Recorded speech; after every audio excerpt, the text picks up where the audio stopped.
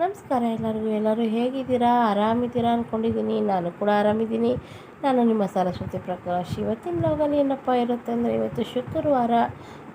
ಇವತ್ತು ಮನೆಯಲ್ಲಿ ಈ ಥರ ಸಿಂಪಲ್ಲಾಗಿ ನಾವು ಪೂಜೆ ಮಾಡಿರುವಂಥದ್ದು. ಯಾಕಪ್ಪ ಇವತ್ತು ಸ್ವಲ್ಪ ಸ್ಪೆಷಲ್ಲಾಗಿ ಪೂಜೆ ಅಂತ ಹೇಳ್ಬೋದು. ಸ್ವಲ್ಪ ದೇವರಿಗೆ ಎಡೆ ಮಾಡಿದ್ದೀವಿ, ಕಾಯಿ ಹಣ್ಣು ಎಲ್ಲ ಇಟ್ಟು ಪೂಜೆ ಮಾಡಿದ್ದೀವಿ.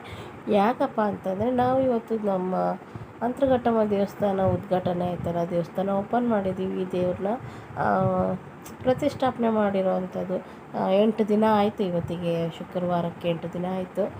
ಮತ್ತು ನಾವು ಒಂದಿನ ನಮ್ಮ ಫ್ಯಾಮಿಲಿಯವರೆಲ್ಲ ಸೇರಿಸ್ಬಿಟ್ಟು ನಾವು ಒಂದಿನ ಊಟ ಹಾಕೋಣ, ಜನಕ್ಕೆ ಪೂಜೆ ಮಾಡಿಸ್ಬಿಟ್ಟು, ತಾಯಿಗೆ ಪೂಜೆ ಮಾಡಿಸ್ಬಿಟ್ಟು ನಾವೊಂದಿನ ಊಟ ಹಾಕ್ಸೋಣ ಅಂತ ನಮ್ಮನೆ ಫ್ಯಾಮಿಲಿಯವರೆಲ್ಲ ನಾವೊಂದು ಡಿಸೈಡ್ ಮಾಡಿಬಿಟ್ಟು ನಾವು ಊಟ ಮಾಡ್ಸೋಕ್ಕೆ ಎಲ್ಲ ರೆಡಿ ಮಾಡ್ತಾಯಿದ್ದೀವಿ. ನೋಡಿ, ಎಲ್ಲ ರೇಷನ್ನು ತರಕಾರಿ ಎಲ್ಲನೂ ಬೆಳಗ್ಗೆನೇ ಬಂತು. ಇವತ್ತು ಶುಕ್ರವಾರ ದಿನ ತರೀಕೆರೆಗೆ ಹೋಗ್ಬಿಟ್ಟು ತರಕಾರಿ, ಹೂವು ಎಲ್ಲ ತಂದರು. ನೋಡಿ, ಎಲ್ಲ ತಂದಿಟ್ಟಿದ್ದಾರೆ. ಎಲ್ಲ ಅಡುಗೆ ಮಾಡೋಕ್ಕೆಲ್ಲ ರೆಡಿ ಮಾಡ್ತಾಯಿದ್ದಾರೆ.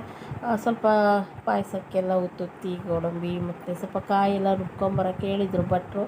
ಹಂಗಾಗಿ ನಾವು ಕೂಡ ಮನೆಗೆ ತಂದುಬಿಟ್ಟು ಎಲ್ಲರೂ ರುಬ್ಕೊಂಡು ಹೋಗೋಣ ಅಂತೇಳಿ ಎಲ್ಲ ರುಬ್ತಾ ಇದ್ದೀವಿ. ನೋಡಿ, ನಾವು ಎಲ್ಲ ಅಕ್ಕ ತಂಗಿಯವರೆಲ್ಲ ಸೇರಿದರೆ ಹೆಂಗಿರುತ್ತೆ ಅಂತ ನಿಮಗೆ ಮೊದಲೇ ಗೊತ್ತು. ನಮ್ಮ ಫ್ಯಾಮಿಲಿ ಯಾವ ರೀತಿ ಇರ್ತೀವಿ ನಾವು ಅಂತ.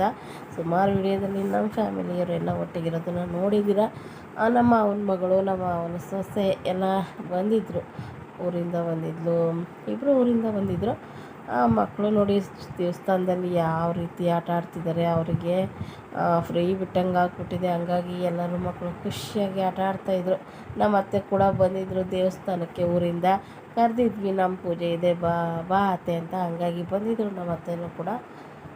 ನೋಡಿ, ಭಟ್ರು ಅಡುಗೆ ಮಾಡ್ತಿದ್ದಾನೆ. ವಿನಯ್ ಅಂತ ಅವನು ನಮ್ಮೂರು ಹುಡುಗನೇ, ಅವನೇನು ಬೇರೆ ಊರಿನ ಹುಡುಗ ಏನಲ್ಲ. ನಾವು ಸುಮ್ಮನೆ ತಮಾಷೆಗೆ ಭಟ್ರು ಫೋಟೋ ಹಿಡಿ, ಭಟ್ರು ವೀಡಿಯೋ ಮಾಡೋ ಅಂತ ಎಲ್ಲ ಹೇಳ್ತಾ ಇದ್ವಿ. ನಮ್ಮೂರು ಹುಡುಗನೇ, ತುಂಬ ಒಳ್ಳೆ ಹುಡುಗ ಅಂತಲೇ ಹೇಳ್ಬೋದು. ನಮ್ಮ ಸೊಸೆ ನೋಡಿ ಯಾವ ರೀತಿ ನಿಂತಿದ್ದಾಳೆ. ಹಲ್ವಾ ಮಾಡಿ ತಿನ್ನಿಸಿದ್ಲಲ್ಲ ನಮಗೆ ನಮ್ಮ ಸೊಸೆ.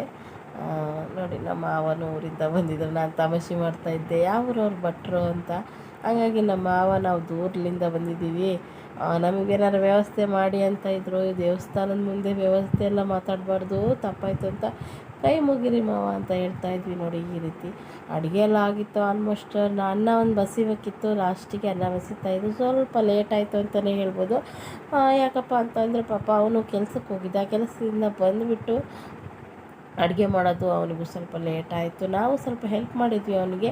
ಹಂಗಾಗಿ ಒಂದು 8:30ಗೆಲ್ಲ ಊಟ ಆಯಿತು, ರೆಡಿ ಆಯಿತು.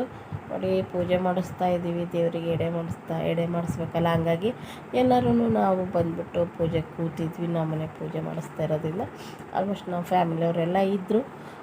ಒಂದಿಬ್ಬರು ಮಾತ್ರ ಮಿಸ್ ಇದ್ದರು, ಅವರು ಕಾರಣಾಂತರಗಳಿಂದ ಬರೋಕ್ಕಾಗಿರಲಿಲ್ಲ. ನೋಡಿ, ನಾವು ಈ ಥರ ಕೂತಿದ್ದೀವಿ ನೋಡಿ ಪೂಜೆ ಮಾಡಿಸ್ಕೊಂತ. ನಮ್ಮತ್ತೆ ಹಾಡು ಹೇಳ್ತಾಯಿದ್ರು ದೇವ್ರ ಮೇಲೆ. ನನಗೂ ಹೇಳೋ ಅಂತ ಕೂರಿಸ್ಕೊಂಡ್ರು, ನಂಗೆ ಬರಲಿಲ್ಲ. ಸುಮ್ಮನೆ ಜೊತೆ ಕೂತ್ಕೊಂಡು ನಾನು ಸುಮ್ಮನೆ ಇದು ಮಾಡ್ತಾಯಿದ್ದೆ. ಮಂಗಳಾರತಿನೂ ಆಯಿತು, ಮಂಗಳಾರತಿ ಮಾಡಿಬಿಟ್ಟು ಟೈಮ್ ಆಗಿದ್ದರಿಂದ ಹಳ್ಳಿ ಕಡೆ ಅಂದರೆ ಸ್ವಲ್ಪ ಬೇಗ ಊಟ ಮಾಡ್ತಾರೆ. ಕೆಲವೊಬ್ಬರು ಊಟ ಮಾಡಲ್ಲ, ಕೆಲವೊಬ್ಬರು ಊಟ ಮಾಡ್ತಾರೆ. ಆಲ್ಮೋಸ್ಟ್ ಎಲ್ಲರ ಟೈಮು 8:30 ಆಗಿರುತ್ತೆ. ಹಂಗಾಗಿ 8:30 ಆಗೋಗ್ಬಿಟ್ಟಿತ್ತು. ಹಂಗಾಗಿ ನಾವು ಅರ್ಜೆಂಟಾಗಿ ಎಲ್ಲರಿಗೂ ಊಟ ಬಡಿಸ್ತಾ ಇದ್ದೀವಿ. ನಮ್ಮ ಮಗ ನಿಂತಿದ್ದಾನೆ ಇಲ್ಲಿ, ನಮ್ಮ ಅಕ್ಕ ಎಲ್ಲರೂ ಕೂಡ ನಿಂತಿದ್ದರು. ಎಲ್ಲ ಹುಡುಗರು ಸೇರಿ ಊಟ ಬಡಿಸೋದು ಎಲ್ಲ ಕಾರ್ಯಕ್ರಮದಲ್ಲೂ ಭಾಗವಹಿಸಿದ್ರು ಅಂತಲೇ ಹೇಳ್ಬೋದು. ಎಲ್ಲರೂ ಖುಷಿಯಾಗಿ ಕೂತು ಊಟ ಮಾಡಿದರೆ ಒಂದು ಚೆಂದ ಅಲ್ವಾ ಸ್ನೇಹಿತರೆ? ನಾವು ಮಾಡಿದ್ದಕ್ಕೂ ಒಂದು ಪ್ರಯೋಜನ ಅಂತ ಆಗುತ್ತೆ, ನಾವು ಮಾಡಿದ್ದಕ್ಕೂ ಒಂದು ಪ್ರತಿಫಲ ಸಿಗುತ್ತೆ ಅಲ್ವ? ಎಲ್ಲರೂ ಖುಷಿಯಿಂದ ಊಟ ಮಾಡಿ ಚೆನ್ನಾಗಿದೆ ಅಂತ ಹೇಳಿದರೆ ಅದೇ ಒಂದು ಸಂತೋಷ ಅಂತ ಹೇಳ್ಬೋದು.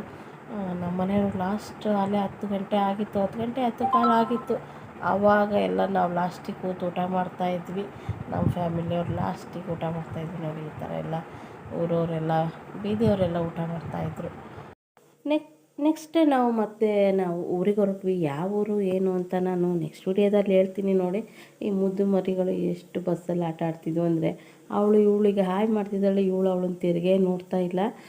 ಮಕ್ಕಳು ನೋಡೋದೇ ಒಂದು ಚೆಂದ ಅನ್ನಿಸ್ತಿತ್ತು. ಅಷ್ಟು ಖುಷಿಯಾಗಿ ಆಟ ಆಡ್ತಾಯಿದ್ವು ಬಸ್ಸಲ್ಲಿ.